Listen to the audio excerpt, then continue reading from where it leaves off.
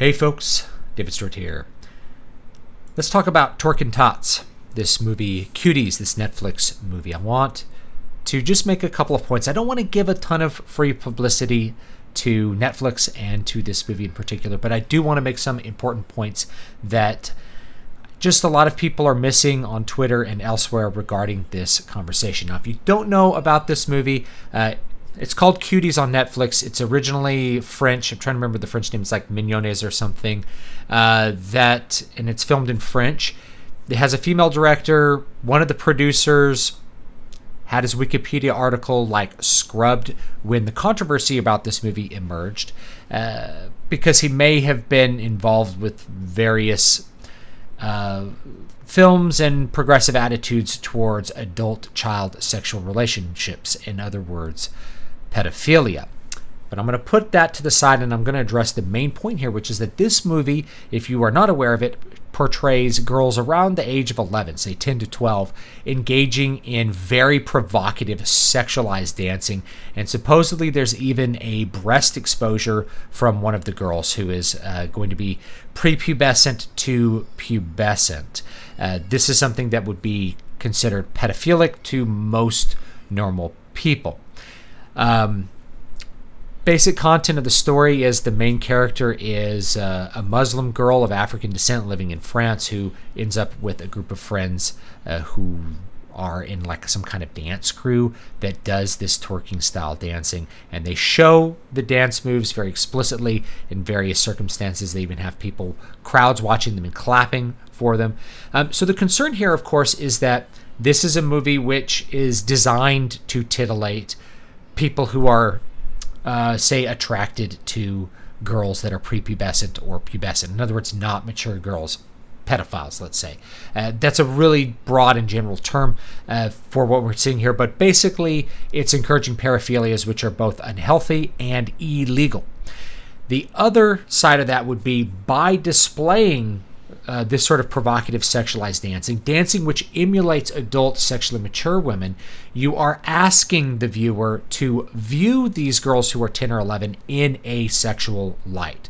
So that is something that you ought to be concerned about. In other words, is it trying to provoke titillation and encourage people to view children in a sexual manner? Now, the rebuttal to most of the concern over this movie seems to center around this idea that the movie is about child sexualization in a negative way, that it's making a statement about the dangers of child sexualization. And this is the main thing that I want to address, because the reality is that the medium and the message need to agree. In other words, you can't make a hardcore pornographic movie that is a hardcore porno, that is somehow a message about how hardcore pornography is bad, right? The medium and the message are not aligning in that case. And the reason that you can't do that is because you're operating in the space where you are doing the thing which you are objecting to. So how do you make a movie that's about how the sexualization of young girls is bad? Well, the answer should be obvious to most people, which is you don't portray actual physical young girls. You actually don't take young girls who are 11 and film them, teach them to dance these nasty moves. So the actresses involved had to be taught how to do this dancing. They had to be filmed. Their parents presumably consented to all of this. So their involvement with the film by itself is a kind of exploitation of their youth and a perversion of their normal growth, let's say, as human beings. In other words, being sexualized too young by the very nature of the film. So the film is exploiting young girls. I think that argument can be made easily, and I'm making it right now. It's exploiting the young girls because their actresses are involved are underage. They are way underaged to be doing these sorts of things, and they are themselves learning dance moves which are sexually provocative and designed to provoke lust in people. So you can actually animate something like this. Okay, so if you have drawn pictures, the voice actors don't have to be young girls. You're not looking at actual human beings. You're not looking at actual girls. So no girls have to be exploited if you were to make an animated movie that was going to make a point about this. Likewise, if you didn't actually show them doing those dances, like if you showed people's reactions, you could avoid doing something like this. So people came up with lots of very novel solutions, but the big one would be if you animate it. Now, the thing is that lots of shows have already dealt with this before, going back at this point 20 years plus. So a show like South Park continually does this. They make pedophile jokes. They make a lot of jokes where the kids are sexualized in a sense. And some of the jokes could be considered really, really pedophilic if you didn't understand that these were not only animated cutouts acted by adults, but they do not actually look like the form that they represent at all. They're representative of children. They don't look like actual children. So if there's like some brief nudity, it's like it looks like cutout paper. It doesn't even look like anything. It looks like nothing that could titillate any kind of normal human being.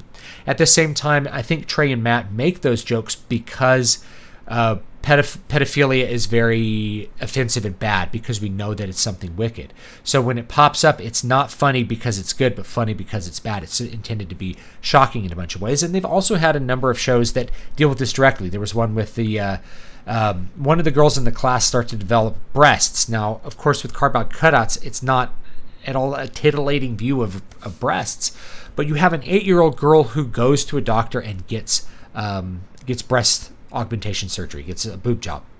And there's a bunch of jokes about that. And some of them are, the doctor's like, it may be time to size up. This is a story about the sexualization of young girls, intended to make a shocking point that it's really not good.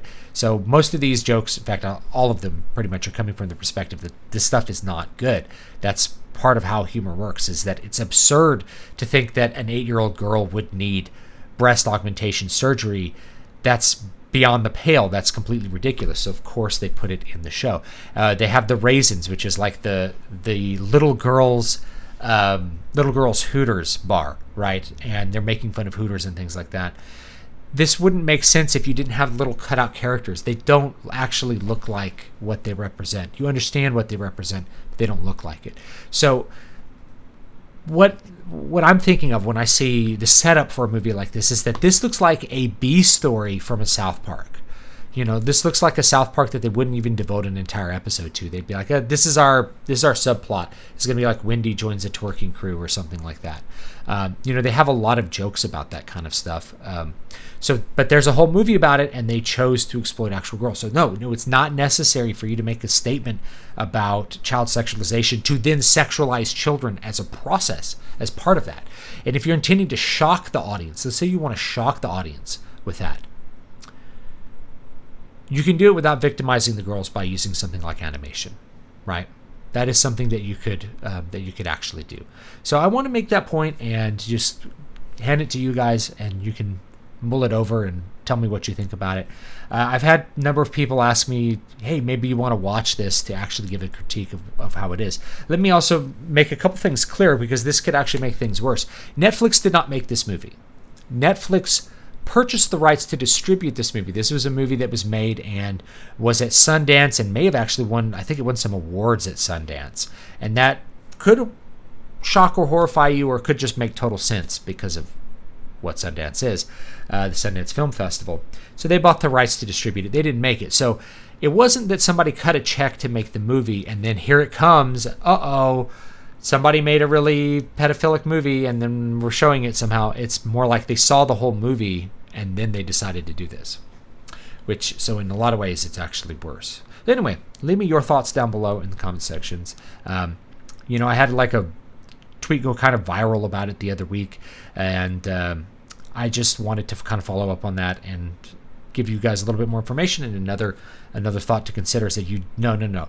Just because you think that this movie is about this message, which you consider good, does not justify the existence of the movie. Just like how you could make a hardcore porno about how hardcore porn is bad. That doesn't make sense. The medium and the message need to actually be compatible with each other. So thanks so much, guys, and I'll see you next time.